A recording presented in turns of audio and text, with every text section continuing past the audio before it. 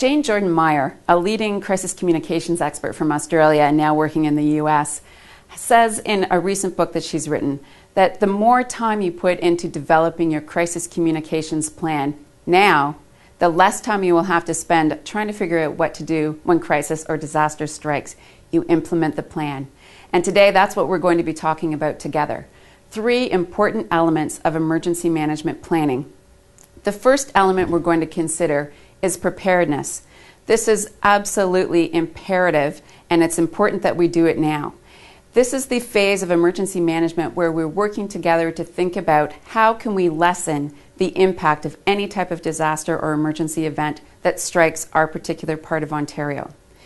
We're going to be looking at how families and individuals can be prepared, and most importantly today, we're going to look at some of the business continuity planning or contingency planning that we want to put into place in our agencies, our organizations, and our businesses.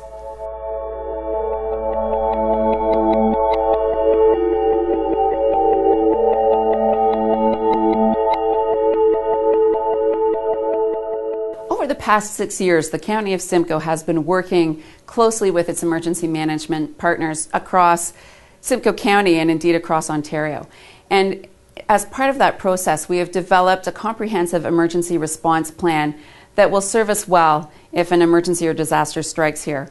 It includes some plans that are very specific to types of emergencies that require specialized response, such as pandemic influenza or a chemical or biological type of emergency. But generally speaking, we do take that all hazards approach to emergency planning. We have looked at how do we continue to run as a corporation? How do we continue to provide those services to our own residents that are critical to safeguarding their lives? Things like the delivery of long-term care, the delivery of paramedic services, maintaining our roads, clearing roads in winter, repairing them from water damage, and my own department, emergency management. How are we ready to deal with emergencies when they strike?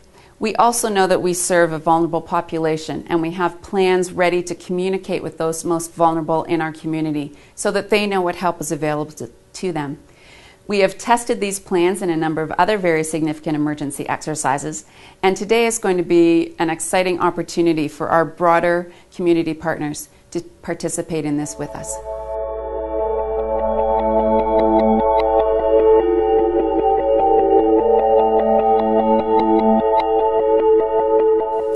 So preparedness is great. We're working through that together, and that's all about resilience. So when the disaster strikes, we're ready.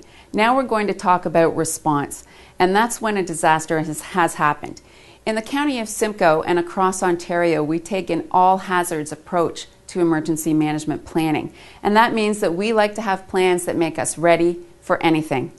Response is about lessening the acuity of the event once it has actually taken place. It's about safeguarding human life. That's our fundamental principle. It's about lessening the impacts of catastrophic environmental damage, and it's also about protecting property. When we talk about response, it's impossible to do that without also talking about recovery, because those 2 phases of emergency management happen simultaneously. The minute that an event happens, we are already starting to think about how do we return our community to normal, or a new sense of normal. And there are some important things that we'd like to consider around response.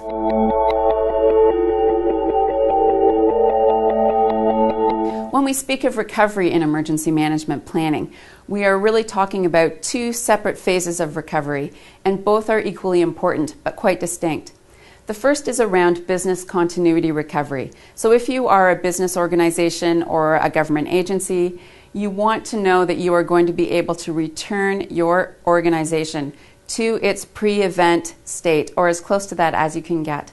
So you're going to immediately start to think about rebuilding assets if you had damage to some of your infrastructure. You're going to want to think about how do you recover some of the data loss that you may have encountered. How do you actually reconcile manual processes put in place in response with the technological solutions that you normally use for capturing data? You may also have issues with employees who have been impacted by the event, and you want to be ready to deal with them as well as possible. Depending on the severity of the emergency, you may also need to start rebuilding your brand and your image in the community and your presence across whatever business community you normally work with. The other very, very important element of recovery is the human needs side.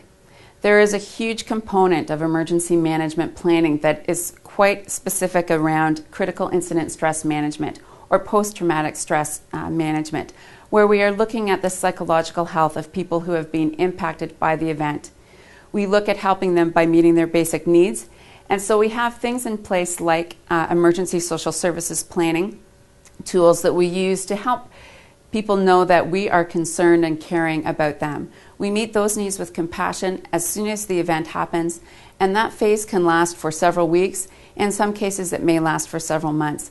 We want to be able to help people get back to normal on their own and not just with our assistance. So we like to work with them in that preparedness phase to be able to recover on their own as much as possible, considering issues like insurance for their home, thinking about how do they recover as a family if they've had significant loss or sustained some really significant disruption to their lives.